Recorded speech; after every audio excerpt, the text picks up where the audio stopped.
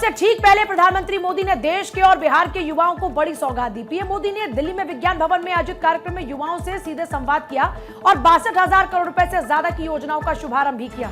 PM Modi ने इस मौके पर कहा कि आज का कौशल दीक्षांत समारोह इस बात का प्रतीक है कि आज का भारत कौशल को कितनी प्राथमिकता देता है।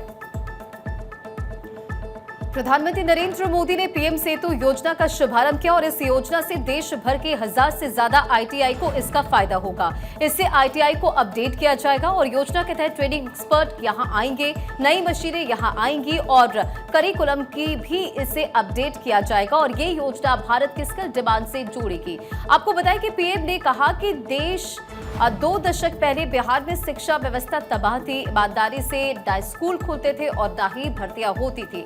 मजबूरी में लाखों बच्चों को बिहार छोड़कर दिल्ली, मुंबई और बनारस जाना पड़ा। यहीं से पलायन की शुरुआत हुई। 2-2.5 दशक पहले बिहार में शिक्षा व्यवस्था किस तरह तबाह थी। ईमानदारी से न स्कूल खुलते थे, न भर्तियां होती थी। कौन माँ बाप नहीं चाहता कि उसका बच्चा यहीं पढ़े और यहीं आगे बढ़े, लेकिन मजबूरी में लाखों बच्चों को बिहार छोड़कर बनारस, दिल्ली, मुंबई जाना पड़ा। यही पलायन की असली शुरुआत थी। साथियों, जिस पेड़ की जड़ों में कीड़ा लग जाता है उसको फिर से जीवित करना बहुत बड़ा पराक्रम होता है। आरजेडी के कुशासन ने बिहार की हालत उसी पेड़ की तरह कर दी थी।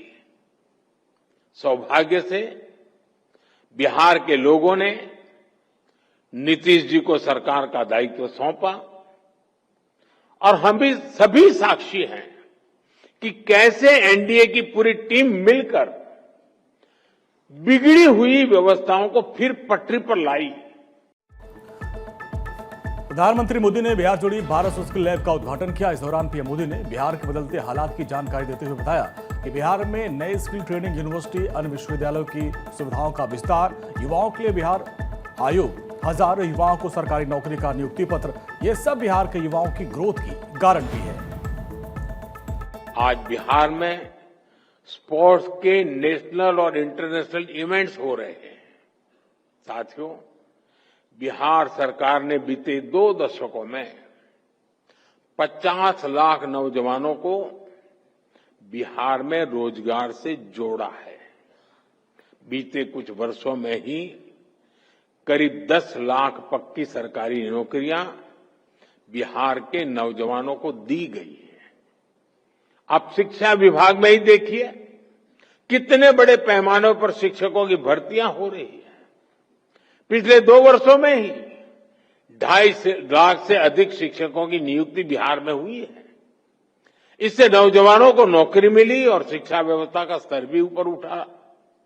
साथियों, बिहार सरकार अब नए लक्ष्यों को लेकर काम कर रही है। राज्य सरकार ने जितने रोजगार 20 साल में बनाए और अभी नीतीश जी ने भी हमें अपने भाषण में बताया, आने वाले 5 साल में उससे 2 गुने रोजगार निर्माण का लक्ष्य है। पीएम मोदी ने कहा कि 20वीं सदी की मांग है कि लोकल स्किल, टैलेंट और नॉलेज को आगे बढ़ाया जाए। इसमें आईटीआई मुख्य भूमिका निभा रही है। हमारा प्रयास इनकी संख्या बढ़ाने के अलावा इनमें सुविधाओं को अपडेट करने का भी है। उन्होंने कहा कि एनडीए की सरकार आने के बाद 5000 नई आईटीआई देश में बनाई गई है।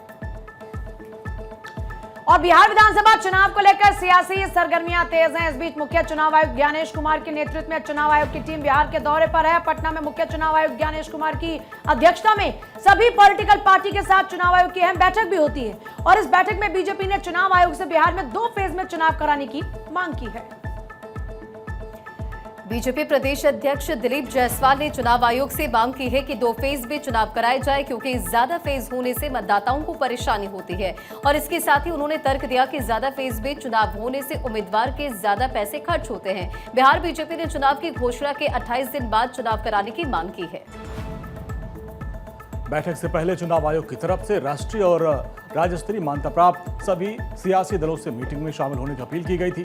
चुनाव आयोग की इस बैठक के बाद लगभग तय माना जा रहा है कि आने वाले एक हफ्ते के भीतर चुनाव आयोग चुनाव की तारीखों का ऐलान कर सकता है।